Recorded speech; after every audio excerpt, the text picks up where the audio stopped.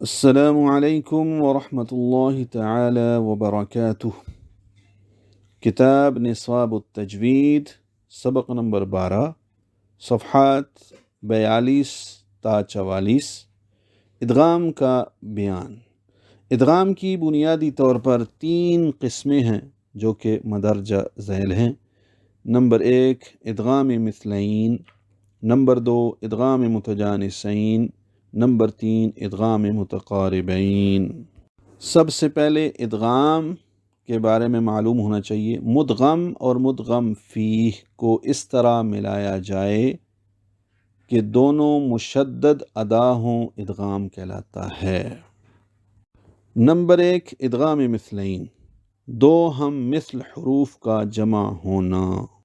اگر کسی ساکن حرف کے بعد وہی حرف متحرک حالت میں آ جائے، یعنی دوبارہ آ جائے، تو وہاں ادغام مثلین ہوگا۔ پھر سمجھ لیجئے، ایک جیسے دو حروف جن کے مخرج اور صفات ایک جیسے ہوں، پہلا ساکن اور دوسرا متحرک ہو، تو پہلے حرف کا دوسرے حرف میں ادغام ہوگا، یہ ادغام مثلین کہلاتا ہے۔ مثلاً من اور نطفت، من نطفت، عن اور نفس، عن نفس، قل اور لکم، قل لکم، قل لکم، اذهب بکتابی، یہ بھی ایک مثال ہے۔ مثلین میں صرف ادغام تام ہوتا ہے۔ 14 حروف ہیں جن میں ادغام مثلین ہوتا ہے، وہ بھی سن لیجئے۔ فا، عین، لام، کاف، میم، واو، تا، ہا، دال، با، ذال، نون یا را، جیسے اذهب یا اذ ذهب، ما لیہلک۔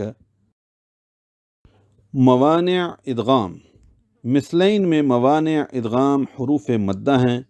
واو مدہ کے بعد واو متحرک آ جائے یا مدہ کے بعد یا آ جائے تو وہاں ادغام نہ ہوگا۔ مثلاً قالوا وہم، واو ساکن کے بعد وہم کی واو آئی ہے۔ فی یومن، فی کے بعد یا مدہ کے بعد پھر یا آئی ہے، فی یومن۔ یہ انتباہ ہے کہ مدغم حرف مدہ ہو اور مدغم فی حروف مدہ کے علاوہ ہو تو ادغام نہیں ہوگا، جیسے قالو ربنا، اب ادغام نہیں ہوگا، فی یومن وغیرہ۔ ادغام متجانسین، دو ہم مخرج حروف کا جمع ہونا۔ اگر کسی ساکن حرف کے بعد اس کا ہم مخرج حرف متحرک حالت میں آ جائے تو وہاں ادغام متجانسین ہوگا۔ مثلاً عبد تم ہے، عبد تم پڑھیں گے، احدت، احدت۔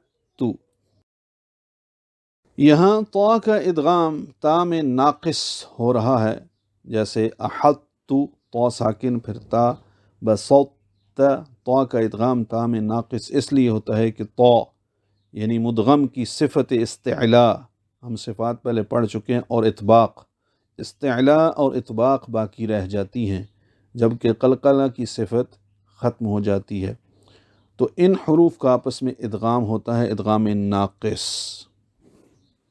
یہ ادغام متجانسین کو ایک مرتبہ پھر سمجھ لیجئے کہ ایسے دو حروف جن کا مخرج تو ایک ہو مگر صفات مختلف ہوں، پہلا ساکن اور دوسرا متحرک ہو، تو پہلے حرف کا دوسرے حرف میں ادغام ہوگا، یہ ادغام متجانسین کہلاتا ہے۔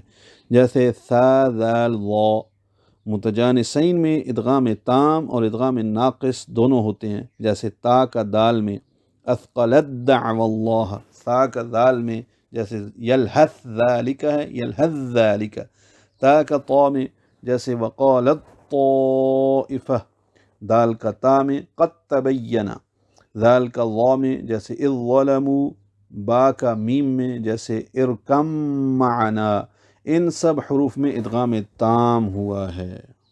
موانع ادغام، متجانسین میں موانع ادغام حروف حلقی ہیں، پہلے حرف حلقی کا دوسرے متحرک حرف حلقی میں ادغام نہ ہوگا۔ مثلاً فاصفح عنہم، حا کا عین میں ادغام نہیں ہوگا۔ نمبر 3، ادغام متقاربین، دو قربت والے حروف کا جمع ہونا۔ اگر کسی ساکن حرف کے بعد کوئی متحرک حرف آ جائے جو مخرج اور صفات کے اعتبار سے پہلے کے قریب ہو تو وہاں ادغام متقاربین ہوگا۔ مثلا مر ربک یا مر ربک، نون ساکن کے بعد را آنے کی وجہ سے ادغام۔ قل ربی قر ربی، لام کا را میں ادغام۔ ادغام متقاربین کی تعریف پھر سمجھ لیجئے کہ ایسے دو حروف جن کا مخرج قریب قریب ہو لیکن صفات مختلف ہوں، پہلا ساکن اور دوسرا متحرک ہو تو پہلے حرف کا دوسرے حرف میں ادغام ہوگا۔ یہ ادغام متقاربین کہلاتا ہے۔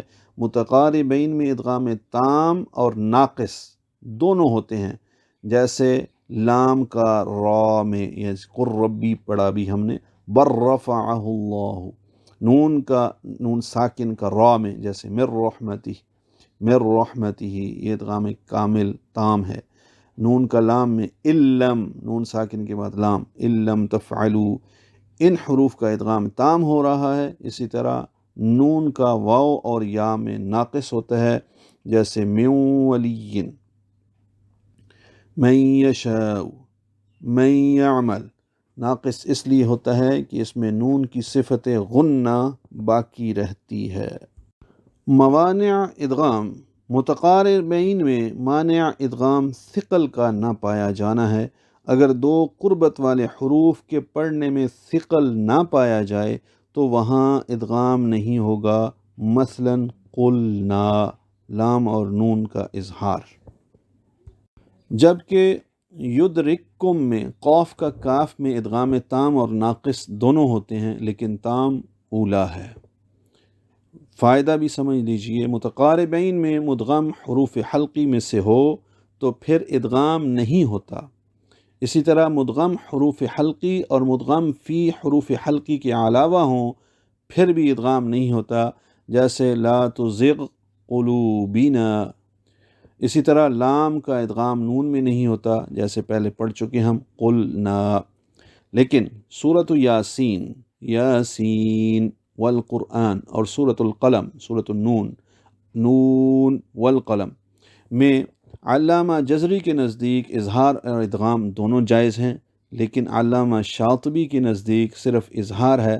اسی طرح ان دونوں میں اختلاف یہ ہے کہ یلحظ ذالک اور ارکب معنا میں علامہ جزری کے نزدیک ادغام اظہار دونوں جائز ہیں، علامہ شاطبی کے نزدیک صرف ادغام ہے۔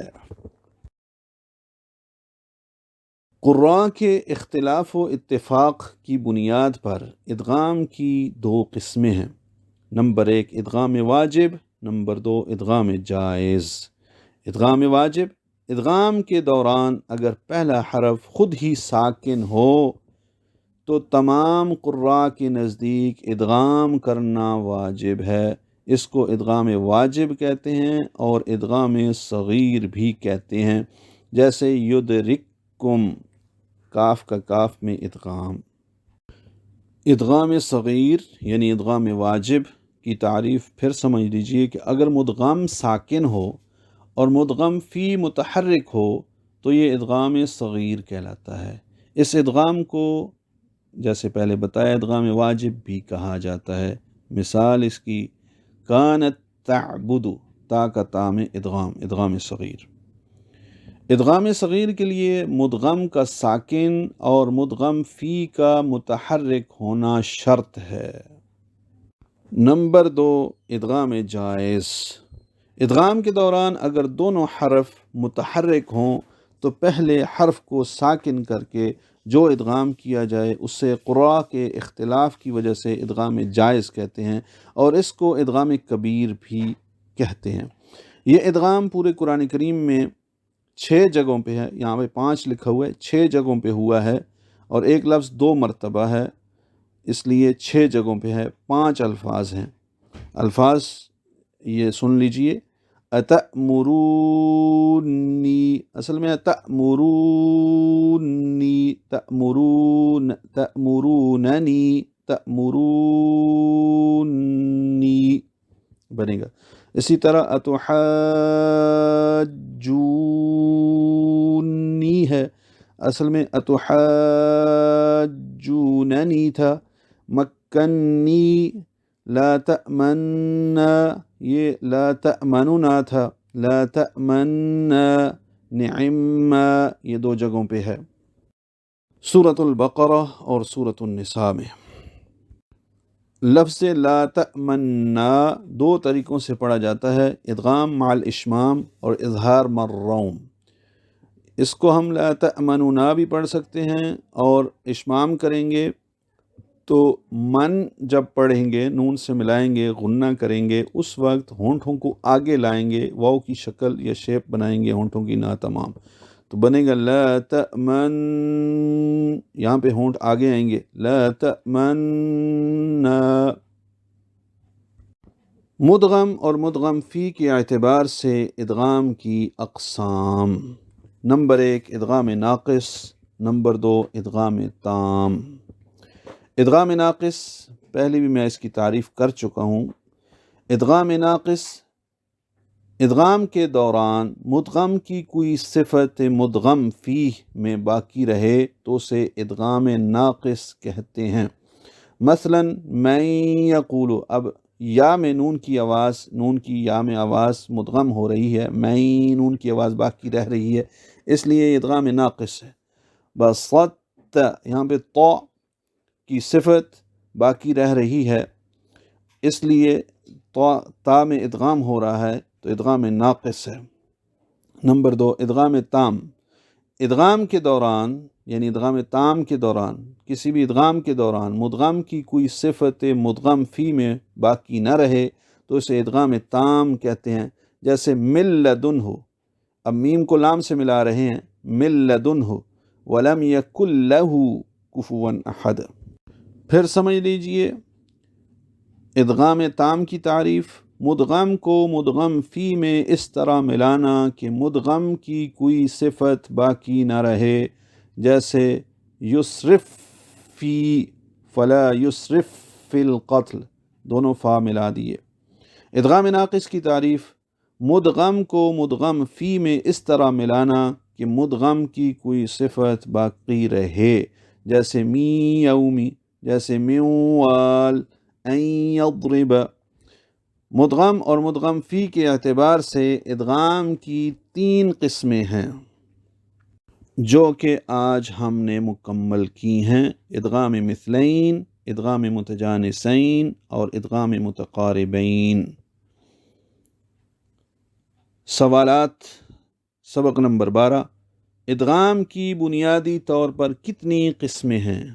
سب کی تعریف کریں. سوال نمبر 2، ادغام واجب، ادغام جائز، ادغام تام اور ادغام ناقص میں سے ہر ایک کی تعریف کریں. سوال نمبر 3، ادغام مثلین، متجانسین اور متقاربین کے موانع بیان کریں. والسلام علیکم ورحمۃ اللہ تعالی وبرکاتہ.